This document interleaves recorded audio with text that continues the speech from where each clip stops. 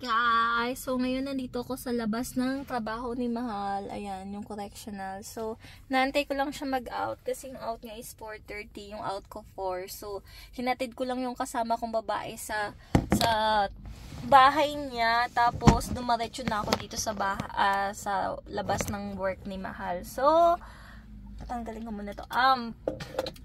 Sunduin ko siya, hintayin ko lang siya mag-out. Dito lang ako sa labas ng trabaho niya. Naka-uniform pa ako. So, Sunday ngayon. So, pag Sunday, Saturday, Sunday, wala akong trabaho sa FYI. Wala akong Saturday and Sunday, wala akong work sa optical. So, nag-edu ako. Pero ngayon, kinausap ko yung amo ko kasi the whole week may trabaho ako, may pasok ako. So, kinausap ko yung amo ko na magde-day off ako ng Sabado. Para wala akong pasok sa optical, wala din akong pasok kay edu. Para may buong isang araw akong pahinga. And pumayag naman yung amo ko. And may racket lang kami ni Mahal ngayon. Today is Sunday. So, taraket muna kami ng isang cleaning. Racket. Pero hindi, ito lang. Pang ilan ba namin to? Pangalawa ata na, hindi, una pa lang. Kasi siya, nagdaraket talaga siya. Pero ako, una kong sasama sa kanya.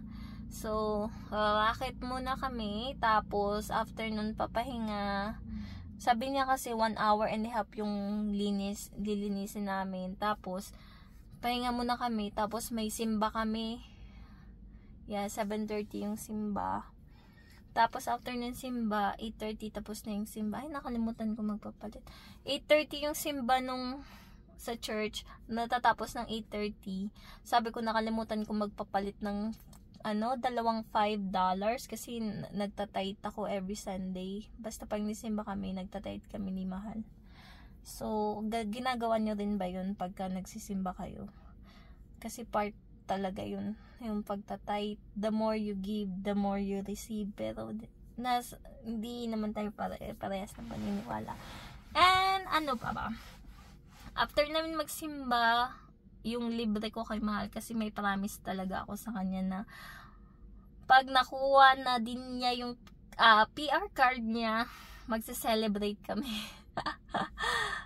Kasi yung PR card ko nauna, kasi nga yung sa picture niya, nung pag-submit niya ng picture niya, parehas lang kami kung saan kami nagpa-picture, parehas kami ni Mahal, pero binalik yung kanya kasi poor quality daw ng picture. So, binalik yung kanya, inulit namin, sinend namin ulit, kaso nag-strike yung mga taga, RRCC. So, medyo natagalan yung kay Mahal. Tapos, pa ba? Yan, lately, nakuha niya na, kaso busy naman kami sa mga work namin. Dalawa na yung trabaho niya, dalawa na yung trabaho ko. Tapos, ayan, may racket pa kami. So, sabi ko, it's either today, after ng simba, para yun na rin yung Sunday date namin, or baka next week na lang, kasi parehas naman kami day off ng Sabado. So, tinaong ko na talagang parehas kami mag-day off kasi lately medyo na kami ba yan? Medyo wala nang time sa isa't isa. So, yeah. Yan. So, hintayin ko lang siya. Malalobat na rin ako. Kaya, hintayin ko na yung asawa ko. Patayin ko na yung video. Mamaya na lang.